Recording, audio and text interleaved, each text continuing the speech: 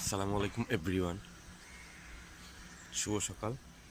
যারা আমাকে বলতেছেন ভুল তথ্য দিচ্ছি, আমি ভুল তথ্য দিচ্ছি। কপাল যদি ভালো থাকে ওনারা আসতে পারবেন থানচিতে, থানচি পর্যন্ত। কালকে 1 তারিখ ছিল, কালকে মোটামুটি 40 থেকে 50 জন ট্যুরিস্ট থানচিতে অবস্থান করছে রাতে। মেঘবতী আর সীমান্ত অবকাশ কুটির এই রিসোর্টগুলোতে ছিল। এবং কি কালকে আমার পরিচিত 2টা টিম আসছে, ওনাদের সাথে কথা হয়েছে আমার। এখন যারা আমাকে বলতেছেন আমি ভুল তথ্য দিচ্ছি, এখন কপাল যদি খারাপ থাকে আপনি আসতে পারতেছেন না। আপনাকে বলিবার থেকে ব্যাক করাচ্ছে।